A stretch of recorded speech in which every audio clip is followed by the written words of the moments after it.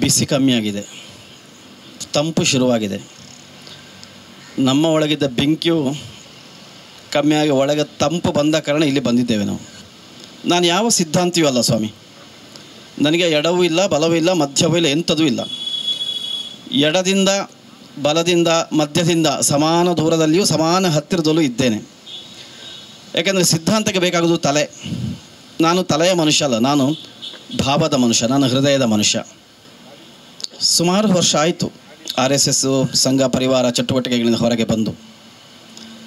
ಬಹುಶಃ ಸುಧೀರ್ ಮುರಳಿಯವರು, ನಿಕೇತ್ ರಾಜರು, ನಮ್ಮ MJ ಹೆಗಡೆಯವರು ಇವರೆಲ್ಲ ನೇರ RSSನ ಒಳಗಡೆ ಇದ್ದವರಲ್ಲ, RSSನ ಪರಿವಾರ ಸಂಘಟನೆಗಳೆಲ್ಲ ಇದ್ದವರು. ನಾನು ನೇರ RSSನ ಒಳಗಡೆ ಇದ್ದೆ. ಹಾಗಾಗಿ ನಾನಲ್ಲಿ ಏನು ಮಾಡ್ತಿದ್ದೆ, ಅದರ ಅಡ್ಡ ಪರಿಣಾಮ ಏನು, ಇದನ್ನೆಲ್ಲವನ್ನು ಗ್ರಹಿಸಿದ್ದೇನೆ. ಇದರ ಸಣ್ಣ ಸಣ್ಣ ಮಕ್ಕಳನ್ನು ಆಟದ ಹೆಸರಿನಲ್ಲಿ, ಹಾಡಿನ ಹೆಸರಿನಲ್ಲಿ, ಅಥವಾ ಒಂದು ಸಣ್ಣ ಚಾರಣ ಹೋಗುವ ಹೆಸರಿನಲ್ಲಿ, ಬೆಳೆದಂಗಳ ಊಟದ ಹೆಸರಿನಲ್ಲಿ, ಕತೆ ಹೇಳುವ ಕತೆ ಕೇಳುವ ಹೆಸರಿನಲ್ಲಿ ಒಟ್ಟು ಸೇರಿಸ್ತಾ ಗೊತ್ತಿಲ್ಲದ ರೀತಿಯಲ್ಲಿ ಒಂದು ಸಿದ್ಧಾಂತವನ್ನು ತಲೆ ಒಳಗೆ ತುಂಬಲಿಕ್ಕೆ ಶುರುವಾಗ್ತದೆ. ಇದೀಗ ಎಲ್ಲಿಯವರೆಗೆ ತಲುಪಿದೆ, ನಾವೊಂದು ಸಣ್ಣ ಗುಂಪಲ್ಲಿ ಇಲ್ಲಿದ್ದೇವೆ. ಇಲ್ಲಿ ಏನು ನಡೀತಾ ಉಂಟು ಅನ್ನೋದು ಇಲ್ಲಿಂದ ಒಂದು 50 ಮೀಟರ್ ಹೊರಗೆ ಹೋದವರಿಗೆ ಈ ಲೋಕ ಗೊತ್ತಿಲ್ಲ. ಅಲ್ಲಿ ಏನಾಗ್ತಾ ಇದೆ ನಮಗೆ ಇಲ್ಲಿ ಗೊತ್ತಿಲ್ಲ.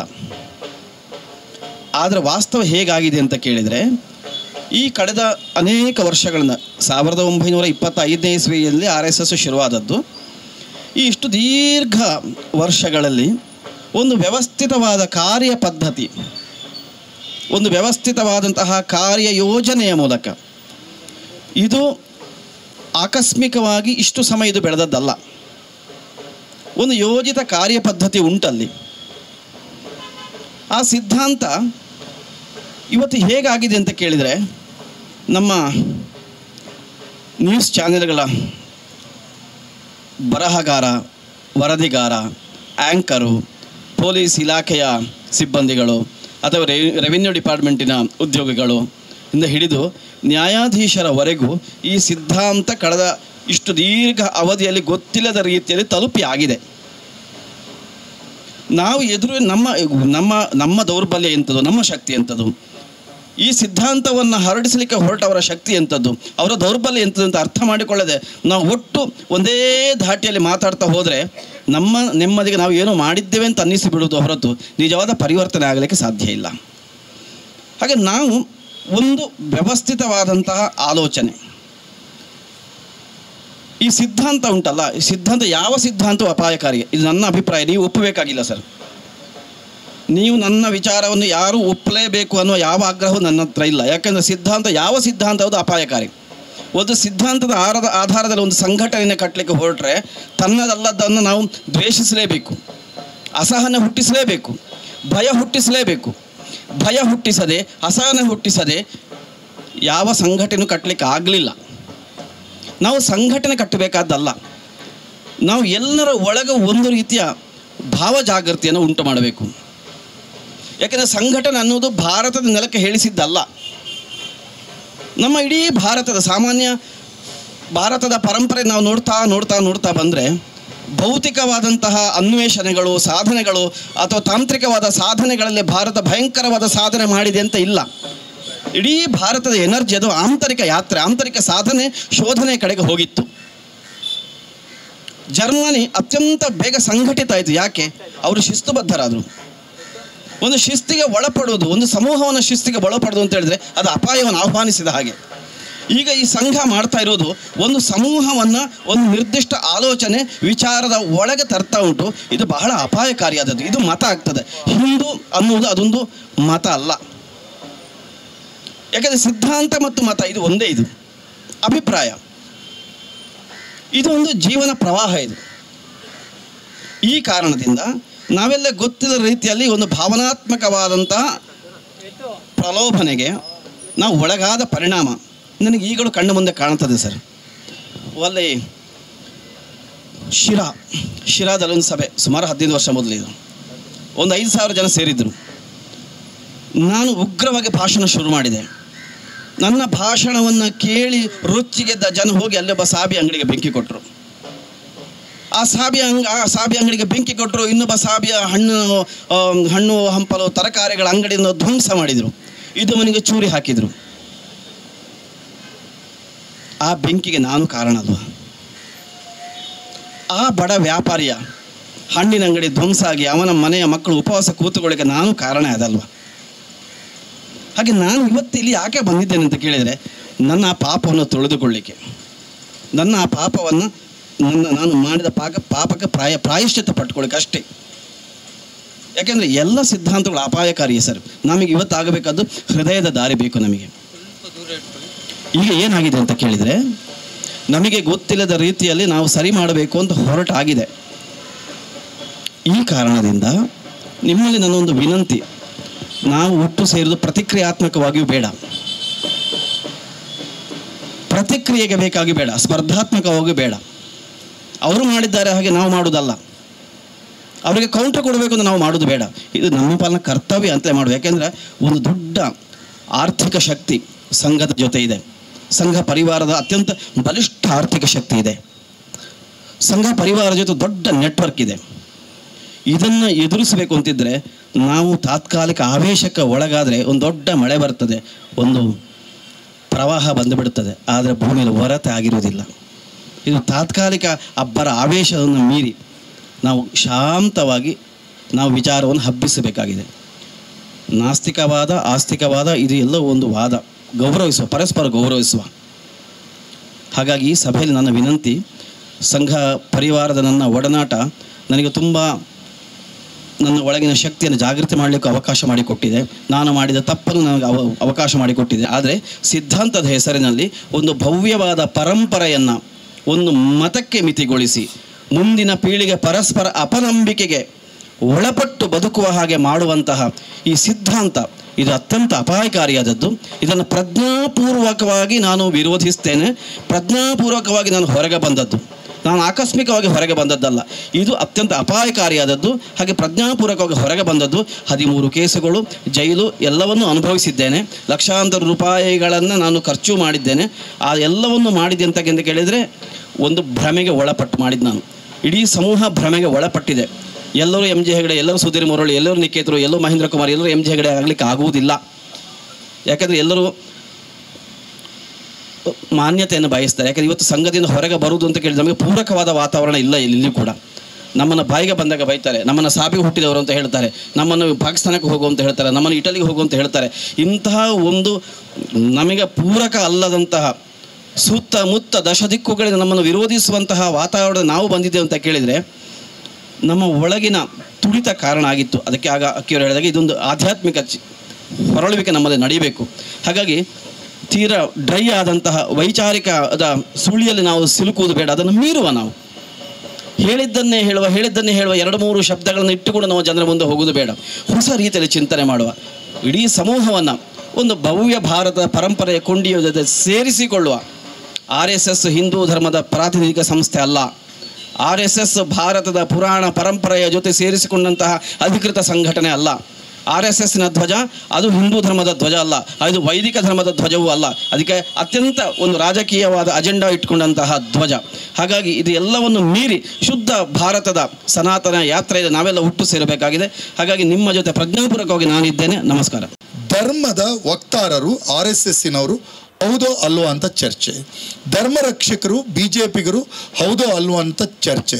ಈ ಚರ್ಚೆಗೆ ಬಂದಾಗ ನಾವು ಸ್ಪಷ್ಟವಾದ ಒಂದು ಗುರಿಯನ್ನು ಇಟ್ಕೋಬೇಕು. ನಾವು ಭಾರತೀಯರು, ನೀವು ವಿದೇಶಿಗರು. ನಾನು ಎಲ್ಲಿ ನೀವು ಅಂತ ಬಳಸ್ತೀನಿ, ಅವರು ಅಂತ ಬಳಸ್ತೀನಿ, ಅಲ್ಲಿ RSS ಸಂಘ ಪರಿವಾರ ಅಂತ ನೀವು ತಿಳ್ಕೋಬೇಕು. ಯಾಕೆ ವಿದೇಶಿಯರು ಅಂತಂದರೆ ಅವ್ರದ್ದೆಲ್ಲವೂ ಹೊಸದಾಗಿ ತಗೊಬಂದಿತ್ತು. ನಮ್ಮದೆಲ್ಲ ಏನಿದೆ ಅಂದರೆ ನಮ್ಮ ನೆಲದಲ್ಲಿ ಇದ್ದಿದ್ದು. ಎಂಥದ್ದು ನೆಲದಲ್ಲಿ ಇದ್ದಿದ್ದು ಅಂತಂದರೆ ನಮ್ಮಪ್ಪ, ನನ್ನ ಚಿಕ್ಕಪ್ಪ, ನನ್ನ ದೊಡ್ಡಪ್ಪ ಊರಲ್ಲಿ ಪೂಜೆ ಮಾಡಬೇಕು ಅಂದರೆ ಹೆಂಗೆ ಅವ್ರು ಉಳುಮೆ ಮಾಡೋಕ್ಕೆ ಗದ್ದೆಗೆ ಹೋದಾಗ ಗದ್ದೆಲೇ ಇದ್ದಂಥ ಒಂದು ಮಣ್ಣನ್ನು ತೆಗೆದು ಮುದ್ದೆ ಮಾಡಿ ಇಟ್ಟು ಗದ್ದೆಯ ಅಂಚಿನಲ್ಲಿದ್ದಂಥ ದೂರ್ವೆಯನ್ನು ಅದಕ್ಕೆ ಚುಚ್ಚಿ ಇದೇ ನನ್ನ ಗಣಪ ಅಂತ ಹೇಳಿ ನಮಸ್ಕಾರ ಮಾಡಿ ಹೋಗುವ ಒಂದು ಜನಪದೀಯ ಧರ್ಮ ಇತ್ತಲ್ಲ, ಅದು ನಮ್ಮ ಧರ್ಮ, ಅದು ನಮ್ಮ ನೆಲದ ಧರ್ಮ. ಇದು ಹೀಗೆ ಇರಬೇಕು ಅಂತ ಸಾಧಿಸ್ತಿದ್ದಾರಲ್ಲ ಅವರು, ಅದು ನಮ್ಮ ಧರ್ಮ ಆಗೋಕ್ಕೆ ಸಾಧ್ಯ ಇಲ್ಲ. ನಮ್ಮ ಧರ್ಮ ಯಾವುದು ಅಂತಂದರೆ, ನಾನು ಎಲ್ಲ ಬಾರಿಯೂ ಹೇಳ್ತಾ ಇದ್ದೀನಿ, ಬೆಳಗಾಗ ನಾನೆದ್ದು ಯಾರ್ಯಾರ ನೆನೆಯಲ್ಲಿ ಎಳ್ಳು ಜೀರಿಗೆ ಬೆಳೆಯ ಭೂಮ್ತಾಯ ಎದ್ದೊಂದು ಗಳಿಗೆ ನೆನೆದೆ ನಾನು ಅಂತ ಸಂಸ್ಕೃತಿಯನ್ನು ಕಟ್ಟಿಕೊಟ್ಟಿದ್ದಾರಲ್ಲ, ಇದು ಭಾರತದ ಧರ್ಮ, ಇದು ನಮ್ಮೆಲ್ಲರ ಧರ್ಮ. ಇದಕ್ಕೆ ತಕರಾರು ಅವರಿಗಿದೆ. ಅವರಲ್ಲಿ ಒಂದು ಶಿಷ್ಟಾಚಾರಗಳಿದೆ, ಅದು ಹೀಗೆ ಅಂತಿದೆ. ನಮಗೆ ಅವರು ಒಂದು ಭಾರತ ಮಾತೆಯ ಚಿತ್ರವನ್ನು ತೆಗೆದು ನಮ್ಮ ಎದುರುಗಡೆ ಇಡ್ತಾ ಇದ್ದಾರೆ. ನಮಗೆ ಭಾರತ ಮಾತೆ ಅಂದರೆ ಯಾರು ಅಂದರೆ, ನನ್ನಮ್ಮ, ನನ್ನ ಅಜ್ಜಿ, ನನ್ನ ಮನೆ ಕೆಲಸಕ್ಕೆ ಬರೋಂಥ ನನ್ನ ಅಕ್ಕ ನಿಂದ ಹಿಡಿದು ಪ್ರತಿಯೊಬ್ಬರು ಸಹಿತ ನನ್ನ ಪಾಲಿನ ಭಾರತ ಮಾತೆ ಅಂತೇಳಿ ಈ ನೆಲದವರನ್ನು ಪ್ರೀತಿಸುವ ಸಂಸ್ಕೃತಿ ಇದ್ದರೆ ಅದು ನಾವು. ಅವರು ಹೇಳೋದು ಚಿತ್ರಗಳ ಮುಖೇನ ಮಾತ್ರ, ಅವರು ಹೇಳೋದು ವಿಗ್ರಹಗಳ ಮುಖೇನ ಮಾತ್ರ. ನಮ್ಮ ಕಲ್ಪನೆಯ ರಾಮ ಯಾವುದು ಅಂತಂದರೆ, ನಮ್ಮೂರಲ್ಲಿ ಮಾತಾಡುವಾಗ ಅಯ್ಯೋ ರಾಮನೇ, ಅಯ್ಯೋ ಶಿವನೇ, ತಪ್ಪು ಮಾಡಿದವರ ಬಗ್ಗೆ ಒಂದು ಪ್ರಜ್ಞೆಯನ್ನು ಇಡಲಿಕ್ಕೆ ರಾಮನ ಉಲ್ಲೇಖವನ್ನು ಮಾಡುವ ಸತ್ಯ ಪ್ರತಿಪಾದಕರು, ಸತ್ಯವ್ರತಿಗಳಿದ್ದರೆ ಅದು ನಾವು. ಅವರು ಏನು ಅಂತಂದರೆ, ನಾವು ಪುಣ್ಯಕೋಟಿಗಳು, ನಾವು ಪುಣ್ಯಕೋಟಿಗಳು. ಎಂತಹ ಪುಣ್ಯಕೋಟಿ ಅಂತಂದರೆ ಅದು ನಮ್ಮ ಧರ್ಮ. ಹುಲಿ ತಿನ್ನುತ್ತೆ, ನೀನು ವಾಪಸ್ ಹೋಗಬೇಡ ಅಂತಂದರೆ ಆ ಪುಣ್ಯಕೋಟಿ ಹೇಳುತ್ತೆ, ಸತ್ಯವಾಕ್ಯಕ್ಕೆ ತಪ್ಪಲಾರೆನು, ಕೆಟ್ಟ ಯೋಚನೆ ಮಾಡಲಾರೆನು. ಈ ರೀತಿಯ ಪುಣ್ಯಕೋಟಿಯ ಸಂದೇಶ ಇದೆಯಲ್ಲ, ಅದು ನಮ್ಮ ಧರ್ಮ. ಪುಣ್ಯಕೋಟಿಯ ಸಂದೇಶ ನಮ್ಮ ಧರ್ಮ. ಅವರು ಪುಣ್ಯಕೋಟಿಯನ್ನು, ನಾನು ನಮ್ಮೂರಿನ ಹಸುವನ್ನು ನಾನು ಪ್ರೀತಿಸೋದು, ಅದು ಅದರ ಕರ ನನಗೆ ಉಳುಮೆಗೆ ಬರ್ತದೆ, ಅದು ನಮಗೆ ಹಾಲು ಕೊಡುತ್ತೆ, ನಮ್ಮ ಪಕ್ಕದ ಮನೆಯಲ್ಲಿ ಕಾಫಿ ಕೊಡೋಕ್ಕೆ, ಟೀ ಕೊಡೋಕ್ಕೆ ಆ ಹಾಲು ಉಪಯೋಗ ಆಗುತ್ತೆ. ಹಾಗಾಗಿ ಆ ಹಸುವನ್ನು ನನ್ನ ಕೊಟ್ಟಿಗೆಯಲ್ಲಿಟ್ಟು ಸಾಕುತ್ತೇನೆ ಎನ್ನುವುದು ನಮ್ಮ ಸಂಸ್ಕೃತಿ, ನಮ್ಮ ಧರ್ಮ. ಅವ್ರದ್ದೇನು ಅಂತಂದರೆ ಹಸುವಿನ ಫೋಟೋ, ಅವ್ರು ಹಾಕೋದು ಹಸುವಿನ ಫೋಟೋ. ನಾವು ಹಸುವನ್ನು ಸಾಕೋರು, ನಾವು ಗಂಜಲ ಎತ್ತೋರು. ನನಗೆ ಇತ್ತೀಚೆಗೆ ಭಾರಿ ಖುಷಿಯಾಗಿದ್ದು ಯಾವುದಂದರೆ, ಇತ್ತೀಚೆಗೆ ಬಂತು ಹನುಮೇಗೌಡ್ರೆ, ಎಸ್ ಬಂಗಾರಪ್ಪನವರು ಒಂದು ಮಾತಾಡಿರ್ತಕ್ಕಂಥದ್ದು ಶಬ್ದ, ಅದು ಸ್ವಾಮೀಜಿ ಉಲ್ಲೇಖ ಇಲ್ಲಿ ನಮ್ಗೆ ಅವಶ್ಯಕತೆ ಇಲ್ಲ.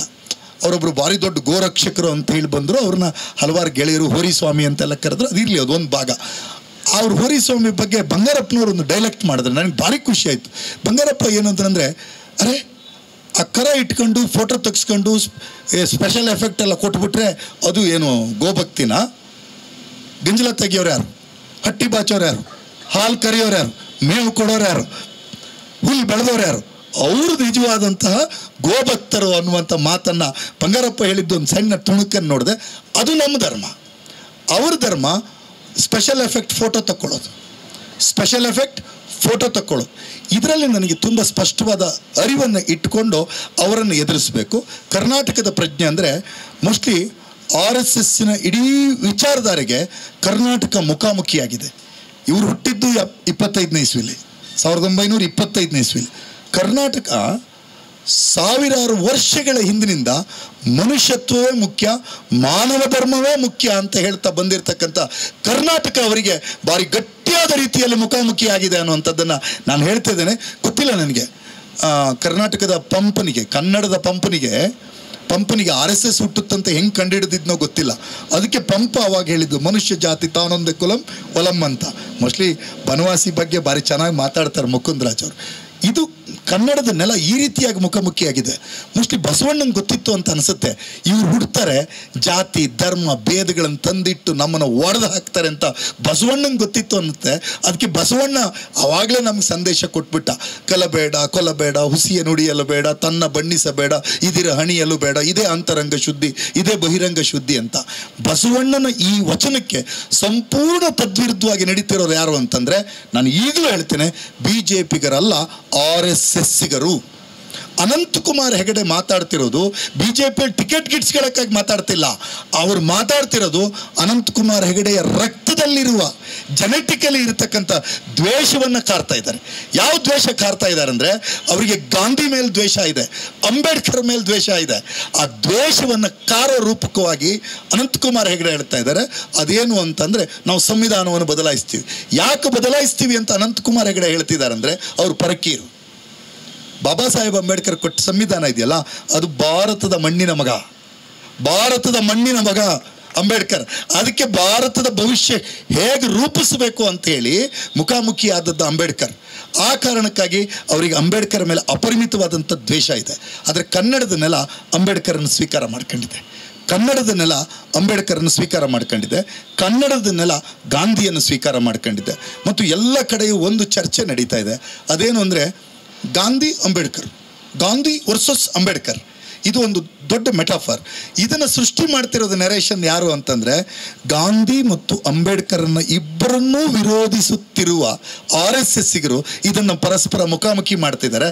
ನಮ್ಮಂಥ ಮನಸ್ಸುಗಳು ಹೇಳಬೇಕು, RSSನ ಎದುರಿಸುವ ಮನಸ್ಸುಗಳು ಹೇಳಬೇಕು, ನೀವು ಅವರಿಬ್ಬರನ್ನ ಮುಖಾಮುಖಿ ಮಾಡಿ ನಾವು ಒಬ್ಬರನ್ನ ನಮ್ಮ ಶ್ವಾಸಕೋಶ, ಒಬ್ಬರು ನಮ್ಮ ಹೃದಯ ಅಂತ ತಿಳ್ಕೊಂಡು ಇಬ್ಬರ ವಿಚಾರಧಾರೆಯ ಮುಖೇನವೇ ನಿಮ್ಮನ್ನು ಎದುರಿಸ್ತೇವೆ ಅನ್ನುವಂಥದ್ದನ್ನು ಕನ್ನಡದ ನೆಲ ಕಟ್ಟಿಕೊಟ್ಟಿದೆ. ಯಾಕೆ ಅಂತಂದರೆ, ನನಗೆ ದೇವನೂರು ಮಹಾದೇವ ಮೊನ್ನೆ ಹೇಳಿದ್ದು ಒಂದು ಅದ್ಭುತವಾದ ಮಾತದು. ಅಂಬೇಡ್ಕರ್, ಗಾಂಧಿ ಅಸ್ಪೃಶ್ಯತೆ ಮಹಾಪಾಪ ಅಂತಂದರು, ಅಂಬೇಡ್ಕರ್ ಅಪರಾಧ ಅಂತಂದರು. ಇಬ್ಬರನ್ನೂ ಒಪ್ಕೊಳ್ಳೋಣ, ತಕರಾರು ಯಾಕೆ ಅಂತ ನೆನಪಿಟ್ಕೊಳ್ಳೋಣ.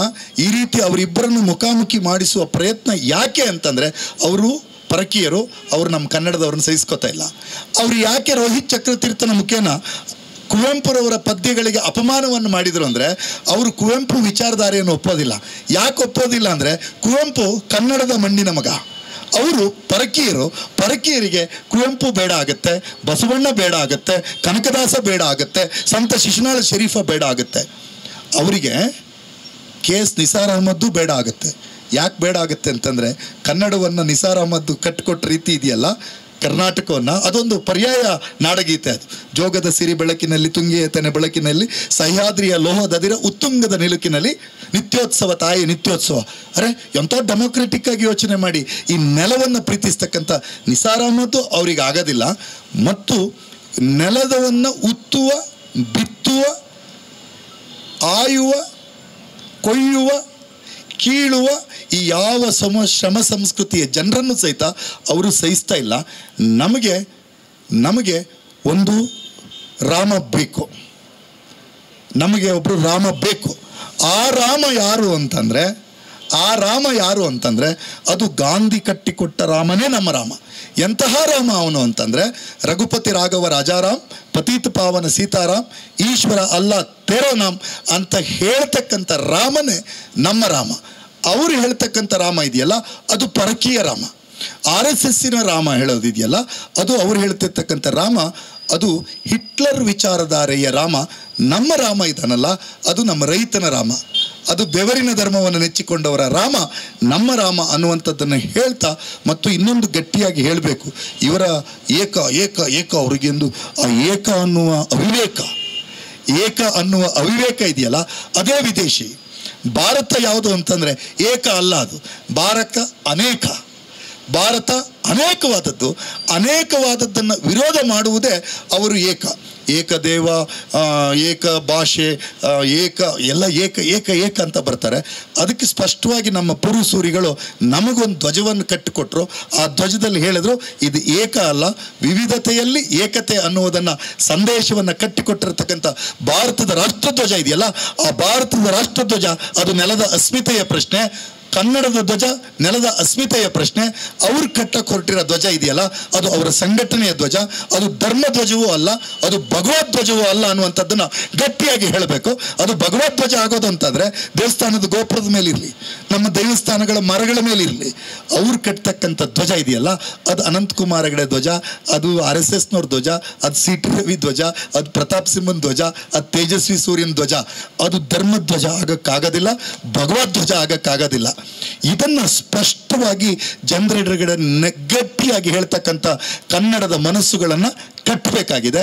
ಆ ಕನ್ನಡದ ಮನಸ್ಸುಗಳನ್ನು ಕಟ್ಟಲಿಕ್ಕೆ ಇವರೆಲ್ಲ ಹಾಕಿದಿರಲ್ಲ, ಈ ಬಸವ, ಈ ಗಾಂಧಿ, ಈ ಕುವೆಂಪು, ಈ ಅಂಬೇಡ್ಕರ್, ಈ ಕನಕ, ಈ ಶರೀಫ, ಇದು ಅವರನ್ನು ಮುಖಾಮುಖಿ ಮಾಡುತ್ತೆ. ಅವರ ಹಿಂದೂ ಧರ್ಮ ಅನ್ನುವಂಥದ್ದು ಪ್ರಶ್ನೆ ಬಂದರೆ, ನಾನು ಮೊನ್ನೆ ಎಲ್ಲ ಹೇಳಿದೆ, ಅದೇನು ಅಂತಂದರೆ ಅವ್ರು ಹೇಳ್ತಾ ಇದ್ದಾರೆ ಒಂದು ವಿಶಾಲ ಹಿಂದೂ ಧರ್ಮವನ್ನು, ವಿಶ್ವವ್ಯಾಪಕವಾದ ಹಿಂದೂ ಧರ್ಮವನ್ನು ಕಟ್ತೀವಿ ಅಂತ.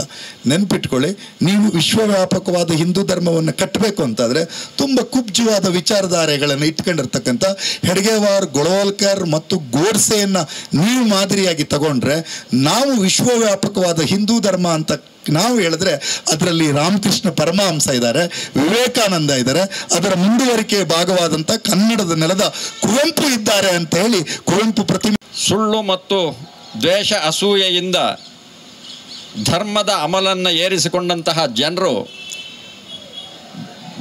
ಈ ನಾಡಿನ ಜನತೆಯ ದಿಕ್ಕನ್ನು ಬದಲಾಯಿಸ್ತಾ ಇರುವಂತಹ ಈ ಒಂದು ಕಾಲಘಟ್ಟ ಇವತ್ತು ನಮ್ಮ ಕಣ್ಮುಂದೆ ಬರ್ತಾ ಇದೆ.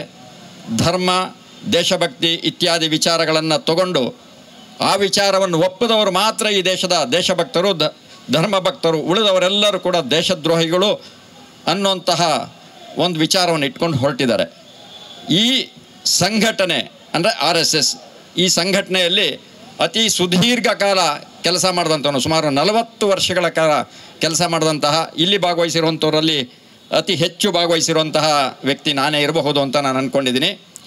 ಆದರೆ ಈ 40 ವರ್ಷಗಳ ವಿಚಾರವನ್ನು ಒಂದು 7-8 ನಿಮಿಷದಲ್ಲಿ ಹೇಳೋದು ಅಷ್ಟು ಸುಲಭ ಅಲ್ಲ. ಆದರೂ ಒಂದು ಕೆಲವು ಘಟನೆಗಳನ್ನು ಹೇಳುವ ಮೂಲಕ ಆ ಸೂಕ್ಷ್ಮತೆಯನ್ನು ತಮ್ಮ ಮುಂದೆ ಇಡ್ತೀನಿ.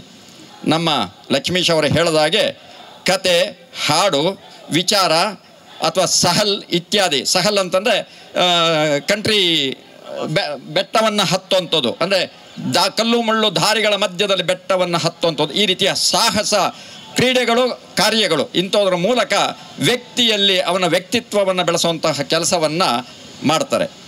ಅಂತಹ ಕಾರ್ಯದಲ್ಲಿ ಬೆಳೀತಾ ಇರುವಂಥ ಸಂದರ್ಭದಲ್ಲಿ ನಮಗೆ ಗೊತ್ತಿಲ್ಲದಾಗೆ ಒಂದು ವಿಚಾರವನ್ನು ಕೊಡ್ತಾರೆ, ನಾವೆಲ್ಲ ಹಿಂದೂ, ನಾವೆಲ್ಲ ಒಂದು, ನಾವೆಲ್ಲ ಬಂಧು ಅಂತ. ಸಹಜವಾಗಿ ಈ ಕ್ರಿಯೆ ಇರುತ್ತೆ. ಆದರೆ ಈ ಕ್ರಿಯೆ ಉಳಿದಂತಹ ಅಂದರೆ 3% ಬಿಟ್ಟು ಉಳಿದಂಥವ್ರು ಎಲ್ಲರೂ ಕೂಡ ಅತ್ಯಂತ ದೊಡ್ಡ ಸಂಖ್ಯೆಯಲ್ಲಿ ಭಾಗವಹಿಸೋದ್ರಿಂದ ನಾವುಗಳು ಆ ಕೆಲಸಗಳಲ್ಲಿ ಭಾಗಿಯಾಗ್ತೀವಿ. ನಾನು ನನ್ನ 12-13ನೇ ವಯಸ್ಸಿನಲ್ಲಿ ನಮ್ಮೂರಿನಲ್ಲಿರುವಂತಹ ದಲಿತರ ಮನೆಯಲ್ಲಿ ಊಟ ಮಾಡಿದ್ದೀನಿ. ಅವರನ್ನು ನಮ್ಮನೆಗೂ ಕರ್ಕೊಂಡು ಹೋಗುವಂಥ ಕೆಲಸವನ್ನು ಮಾಡಿದ್ದೀನಿ. ಅದೇ ಕಾರಣಕ್ಕೋಸ್ಕರ ಸಾಕಷ್ಟು ವಿರೋಧವನ್ನು, ನೋವನ್ನು ಅನುಭವಿಸಿದ್ದೀನಿ. ಆದರೆ ಈ ಕೆಲಸ ನಮ್ಮೂರಿನಲ್ಲೇ ಇದ್ದಂತಹ 5 ಮನೆಗಳು, ಆ ಮನೆಗಳಲ್ಲಿ ನಮಗೆ ಕೊನೆಯವರೆಗೂ ಅವಕಾಶ ಸಿಗಲಿಲ್ಲ. ಅದರಲ್ಲೂ ಒಂದು ಮನೆ ಅಂತೂ ಸಿಗಲೇ ಇಲ್ಲ. ಆದರೆ ಉಳಿದಂಥ ಮನೆಗಳಲ್ಲಿ ನೀವು ಅಲ್ಲಿ ಬಂದು ಹೇಳ್ತಿದ್ರಲ್ಲ, ಹಾಗಾಗಿ ನಿಮ್ಮ ಮನೆಗೆ ಬಂದೇ ಬರ್ತೀನಿ ಅಂತೇಳಿ ಅಡುಗೆ ಮನೆಯವರೆಗೂ ಹೋಗಿ ಬಂದಿದ್ದೀನಿ. ಈ ರೀತಿ ಒಂದು ನಾವೆಲ್ಲ ಹಿಂದೂ, ನಾವೆಲ್ಲ ಒಂದು, ನಾವೆಲ್ಲ ಬಂಧು ಅನ್ನೋಂತಹ ವಿಚಾರ ಸುಳ್ಳು ಅನ್ನೋಂಥದ್ದು ನನಗೆ ಯಾವಾಗ ಗೊತ್ತಾಯಿತು ಅಂತ ಹೇಳಿದರೆ, ನಾನು ಸಂಘದ ಪ್ರಚಾರಕನಾಗಿ, ಅಂದರೆ ಮದುವೆ ಆಗದೆ, ಮನೆಗೆ ಹೋಗದೆ, ಹಣ ಗಳಿಸದೆ, ಮನೆಯ ಸಂಬಂಧವನ್ನು ಇಟ್ಟುಕೊಳ್ಳದೆ ಸಂಘದ ಕೆಲಸವನ್ನು ಮಾಡಬೇಕು. ಯಾರ್ದೋ ಮನೆ, ಎಲ್ಲೋ ನಿದ್ದೆ, ಎಲ್ಲೋ ಊಟ, ಅಕಸ್ಮಾತ್ ಎಲ್ಲೂ ಏನೂ ಸಿಗಲಿಲ್ಲ ಅಂದರೆ ಬಸ್ ನಿಲ್ದಾಣವೋ, ರೈಲ್ವೆ ನಿಲ್ದಾಣವೋ ನಮ್ಮ ಆಶ್ರಯ ಸ್ಥಾನ, ನಿದ್ರಾ ಸ್ಥಾನ. ಊಟ ಸಿಕ್ಕಿದ್ರೂ ಆಯಿತು, ಸಿಗದೇ ಇದ್ರೂ ಆಯಿತು. ಈ ರೀತಿಯ ಜೀವನವನ್ನು ಮಾಡ್ತಾ ಸಂಘಟನೆಯನ್ನು ಕಟ್ಟುವಂಥದ್ದು. ನಮ್ಮ ಜೇಬಿನಲ್ಲಿ ದುಡ್ಡಿದ್ದರೂ ಕೂಡ ಆ ದುಡ್ಡನ್ನು ಖರ್ಚು ಮಾಡದೆ, ನಮ್ಮ ಸ್ನೇಹ, ನಮ್ಮ ವಿಚಾರ,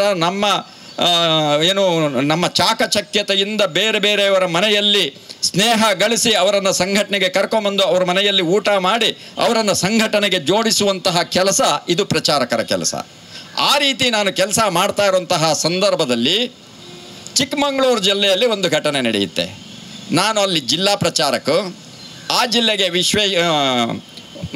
ಹೆಗಡೆ ಅಂತ ಹೇಳಿ, ಪರಮೇಶ್ವರ ಹೆಗಡೆ ಅಂತ ಇನ್ನೊಬ್ಬ ಜಿಲ್ಲಾ ಪ್ರಚಾರಕ. ಅವರು ಹಿರಿಯರು, ನಾನು ಕಿರಿಯ. ನನ್ನನ್ನು ಊಟಕ್ಕೆ ನಾವಿಬ್ಬರು ಒಟ್ಟಿಗೆ ಮೀಟಿಂಗೆಲ್ಲ ಆದಮೇಲೆ ಹೋಗ್ತಾ ಇದ್ವಿ.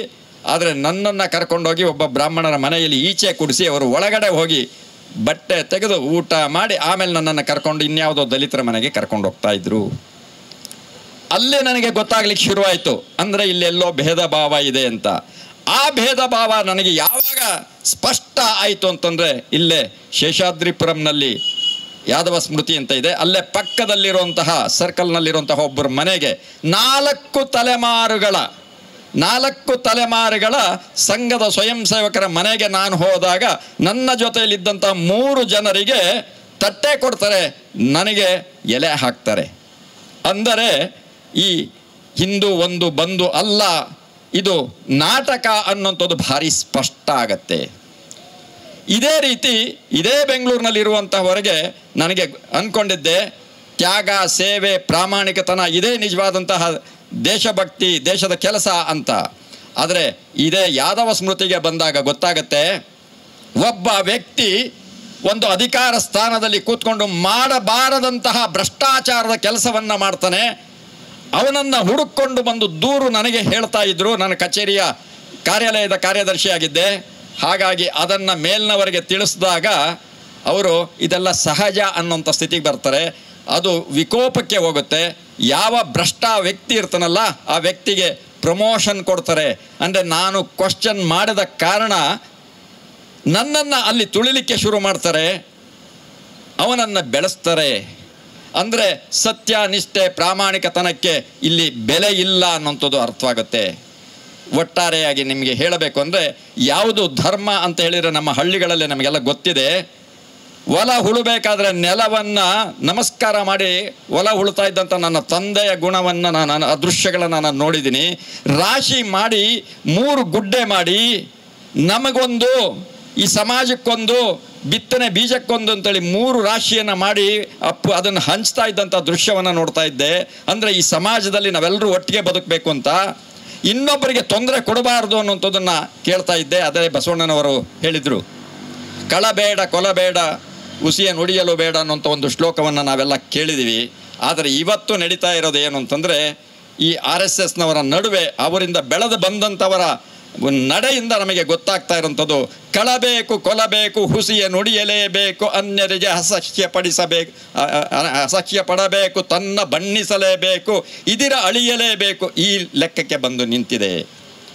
ಇದಕ್ಕೆ ಉದಾಹರಣೆಯಾಗಿ ನಾನು ಅದಕ್ಕೆ ಸಿಕ್ಕಾಕ್ಕೊಂಡಿದ್ದೆ. ಅದು ಯಾವುದು ಅಂತೇಳಿ ಒಂದು ಘಟನೆಯನ್ನು ಇಲ್ಲೇ ಹತ್ತಿರದಲ್ಲಿರುವಂತಹ ಬನ್ನಪ್ಪ ಪಾರ್ಕ್, ಆಗಸ್ಟ್ 14ರ ಮಧ್ಯರಾತ್ರಿ ಈ ದೇಶದ ಸ್ವಾತಂತ್ರ್ಯಕ್ಕಾಗಿ ಯಾವ್ಯಾವ ಹೋರಾಟಗಾರರು ತಮ್ಮ ಜೀವನ ಬಲಿದಾನ ಮಾಡಿ ಯಾವ ಗಳಿಗೆಯಲ್ಲಿ ನಮಗೆ ಸ್ವಾತಂತ್ರ್ಯ ಸಿಕ್ತೋ ಅದೇ ಗಳಿಗೆಯಲ್ಲಿ ಸ್ವಾತಂತ್ರ್ಯದ ಆಚರಣೆಯನ್ನು ಮಾಡಬೇಕು ಅನ್ನುವಂತಹ ಅಖಂಡ ಭಾರತ ಸಂಕಲ್ಪ ದಿನದ ಕಾರ್ಯಕ್ರಮ.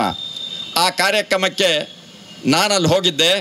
ಅವು ಹೋಗೋದಕ್ಕೆ ಮುಂಚೆ ಸಾಕಷ್ಟು ನಾನು ಪ್ರಶ್ನೆ ಮಾಡ್ತಾ ಇದ್ದೆ.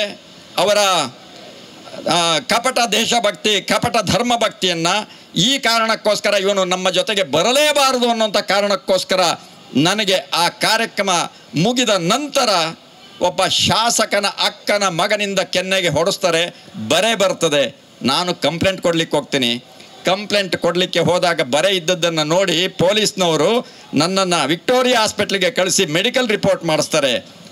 ಆದರೆ ನಾನು ಅಲ್ಲಿಗೆ ಬರೋದಕ್ಕೆ ಮುಂಚೆ ನನ್ನ ಎದುರಾಳಿಗಳು ಅಲ್ಲಿ ದೂರನ್ನು ದಾಖಲಿಸ್ತಾರೆ. RSSನವರು ಅಲ್ಲಿ ಬರೆಸ್ತಾರೆ, ಹನುಮೇಗೌಡ ಒಬ್ಬ ರೌಡಿ ತನ್ನ ಕಾರಿನಲ್ಲಿ ರೌಡಿಗಳನ್ನು ಕರ್ಕೊಂಬಂದು ಗಲಾಟೆ ಮಾಡಲಿಕ್ಕೆ ಬಂದಿದ್ದ.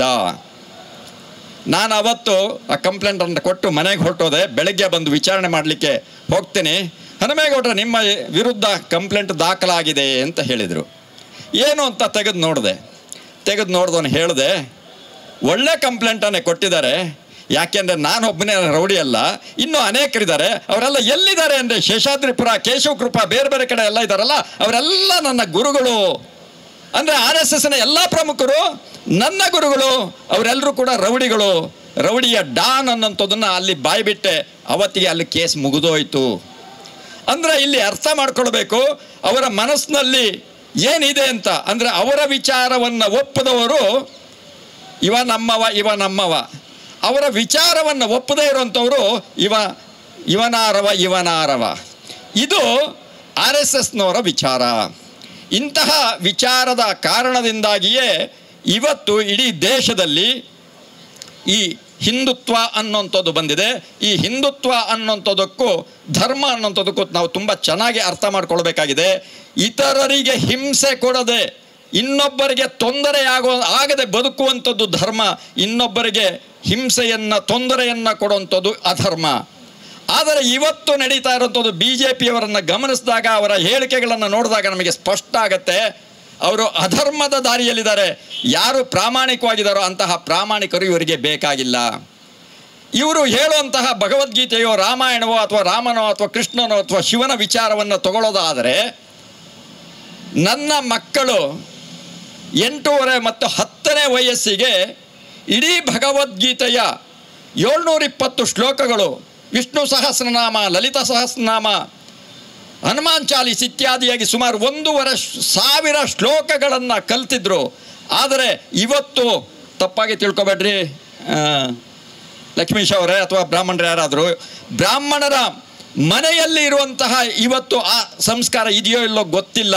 ಆದರೆ ನನ್ನ ಮಕ್ಕಳು ಅಷ್ಟೊಂದು ಸಂಸ್ಕಾರ ಕಲ್ತಿದ್ರು ಕೂಡ ಇವತ್ತು ಅವರಿಗೆ ಬೇಡವಾದಂತಹ ಹಿಂದೂ ನಾನು. ಅಂದರೆ ಇಲ್ಲಿ ಅರ್ಥ ಮಾಡ್ಕೊಳ್ಬೇಕು, ನಮ್ಮ ಗುತ್ತಿಗೆ ಯಾವುದು ಭಗವದ್ಗೀತೆ, ರಾಮಾಯಣ, ಮಹಾಭಾರತ, ವೇದ. ನೀವು ಏನು ಅಂದರೆ ನೀವು ಚಾಕ್ರಿ ಮಾಡ್ಕೊಂಡಿರಬೇಕು, ನೀವು ಶೂದ್ರರಾಗಿರಬೇಕು ಅನ್ನೋಂಥ ವಿಚಾರಧಾರೆಯಲ್ಲಿ ಅವರಿದ್ದಾರೆ. ಒಟ್ಟಾರೆಯಾಗಿ ನಿಮಗೆ ಸೂಕ್ಷ್ಮವಾಗಿ ಹೇಳ್ತಾ ಮುಕ್ತಾಯದ ಹಂತಕ್ಕೆ ಬರಬೇಕು ಅನ್ನೋದಾದರೆ, ಇವತ್ತು ಹಿಂದೂ ವಿಚಾರಧಾರೆ, ದೇವರು, ಧರ್ಮ ಇದನ್ನು ತಗೊಂಡು ಅವರು ಭಾವನೆಗಳನ್ನು ಅರಳಿಸ್ತಾರೆ, ಭಾವನೆಗಳನ್ನು ಕೆರಳಿಸ್ತಾರೆ. ಯಾವ ರೀತಿ ಅನ್ನೋಂಥದಕ್ಕೆ ಒಂದು ಉದಾಹರಣೆ, ಇವತ್ತು ಕೇಸರಿ ಕೇಸರಿ ಕೇಸರಿ ಕೇಸರಿ ಅಂದರೆ ಹಿಂದುತ್ವ, ಕೇಸರಿ ಅಂತ ಹೇಳಿದರೆ ಅದು RSSದು ಅನ್ನೋಂಥ ದಿಕ್ಕಿಗೆ ಬಂದು ನಿಂತುಬಿಟ್ಟಿದ್ದಾರೆ.